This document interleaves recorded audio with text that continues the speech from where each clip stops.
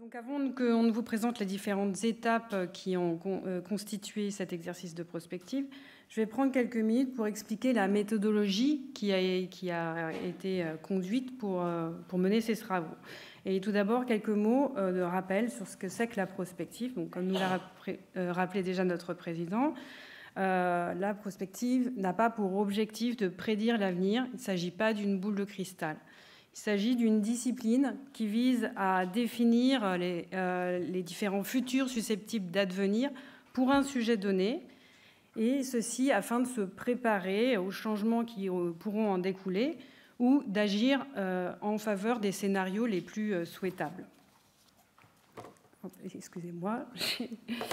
Donc, à la demande de son conseil d'administration, l'INRS conduit une activité de prospective depuis 2013.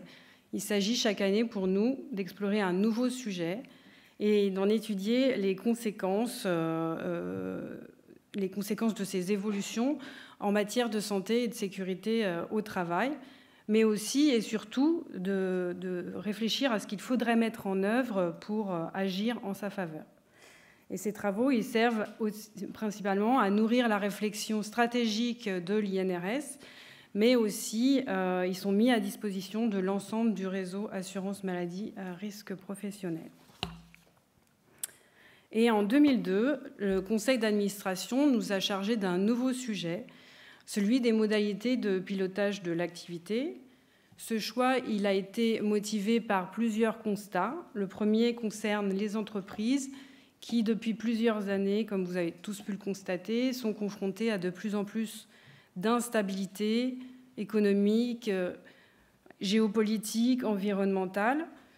Le deuxième concerne les salariés qui, depuis la crise du Covid, aspirent à la fois à plus de sens, à trouver plus de sens dans leur travail, mais également à une meilleure conciliation entre vie pro et vie perso.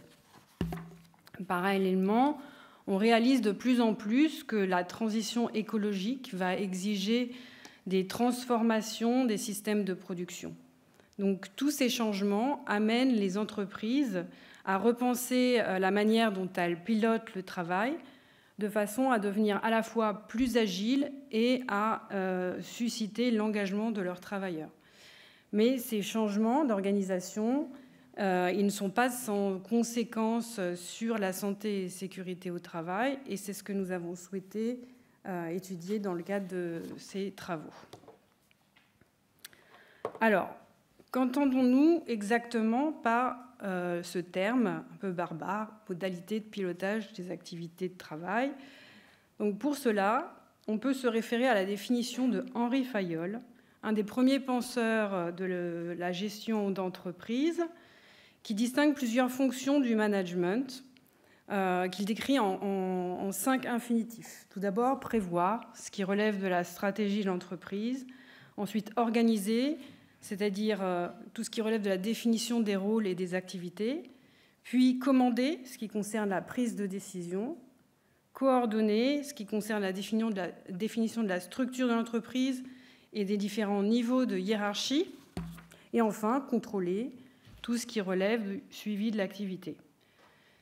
Et dans le cadre de cet exercice, nous sommes intéressés uniquement à ce qui relève du pilotage en soi de l'activité de travail, c'est-à-dire à 4 principales catégories du management: la fixation des objectifs à la fois individuels et collectifs, la définition de l'organisation du travail, des processus, des missions, des moyens aussi qui sont fournis aux travailleurs pour réaliser leurs tâches, l'animation d'équipe et l'accompagnement individuel, et enfin l'évaluation et le contrôle de la performance, toujours collectif et individuel. Ici sont exclus tout ce qui concerne les activités de management plus globales qui relèvent de la gouvernance, c'est-à-dire la stratégie et la prise de décision. Donc, qu'est-ce qu'on peut dire sur la méthodologie rapidement de ces travaux? Tout d'abord, on a constitué un groupe de travail de 8 personnes qui a été constitué de 5 experts de l'INRS et de 3 experts d'organismes partenaires qui ont déjà été cités, mais je me permets de les reciter. Thomas Coutreau pour l'IRES, Suzy Canivinck pour la chaire Futur de l'industrie et du travail de Mines Paris PASL et Pierre-Antoine Marty pour Futurible. L'exercice s'est ensuite articulé autour de 3 composantes. Une première composante d'analyse rétrospective et prospective, une composante de design fiction et enfin une composante d'analyse de ces productions de design fiction par un groupe d'experts en santé et sécurité au travail. La première composante, donc d'analyse rétrospective et prospective, elle s'est construite sur la base de plusieurs éléments. Nous avons d'abord travaillé à l'appui de travaux de prospective qui avaient été déjà conduits et publiés par l'INRS, par Futurible ou par l'ADEME encore. Puis nous avons conduit une série d'entretiens auprès d'experts, principalement dans le domaine de la gestion d'entreprise et du management. Et enfin, nous avons visité un certain nombre d'entreprises, 6 en l'occurrence, des entreprises qui proposent des modèles d'organisation innovants. Et cette première phase nous a permis de définir un paysage des tendances et des dynamiques à l'œuvre dans le monde du travail et qui pourraient structurer les modalités de pilotage à l'avenir. Ces résultats, ils vous seront présentés dans juste après, par mes 2 collègues, donc Suzy Canivinck et Bertrand Delecroix.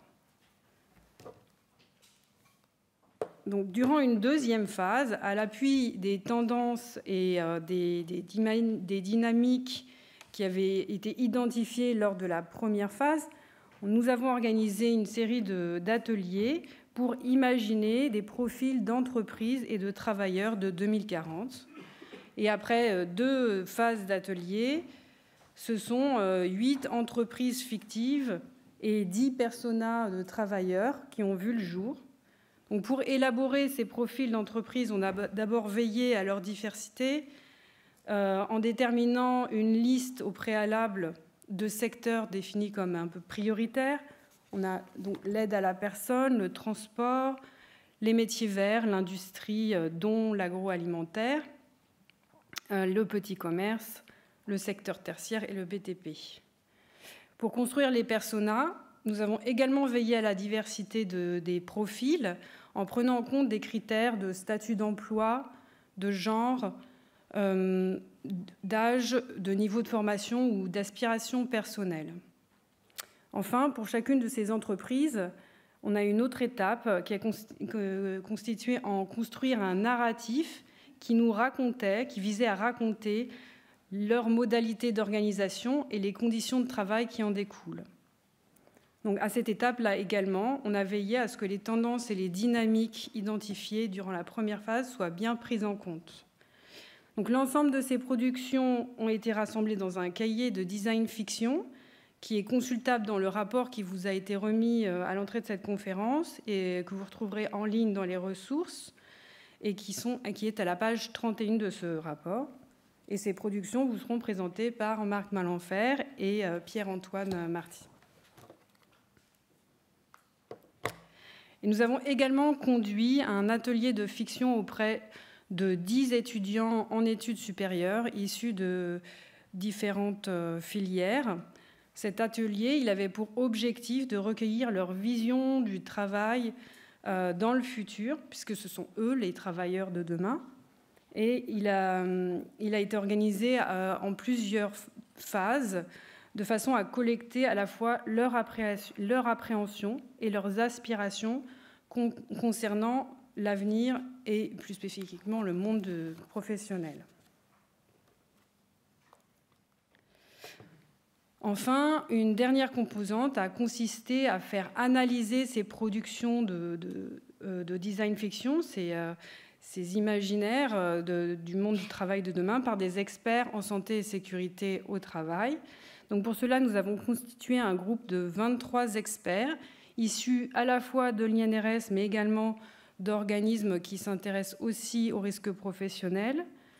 Donc, après une première réunion qui leur expliqua la méthodologie, les résultats de la première phase et les objectifs de cette dernière phase, nous leur avons transmis le cahier de design fiction avec une série de questions auxquelles répondre.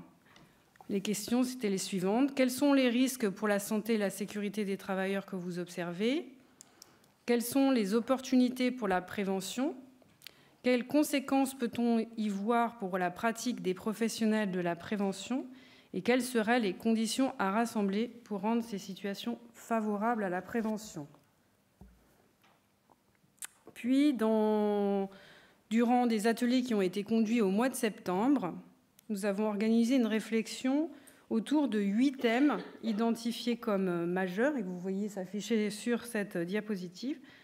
Et pour chacun de ces thèmes, on leur a à nouveau posé une série de questions. Quelles problématiques de santé et de sécurité au travail sont soulevées par ces cas pour chacun de ces thèmes donnés? Qu'est-ce qui devrait être fait et à quel niveau pour rendre ces évolutions positives? Et quel sera le rôle du préventeur face à ces évolutions et comment peut-il agir aujourd'hui? Les résultats qui ont pu être collectés au cours de cette phase vous seront ensuite présentés par Agnès Aublet-Cuvelier et Thomas Coutreau. Pour finir cette introduction, nous souhaitons remercier les 65 experts, entreprises et étudiants qui ont participé à ces travaux. La richesse des travaux de prospective, elle repose en grande partie sur une dynamique de groupe pluridisciplinaire. Et donc, encore un grand merci à tous pour votre disponibilité qui ont rendu ces travaux possibles. Merci.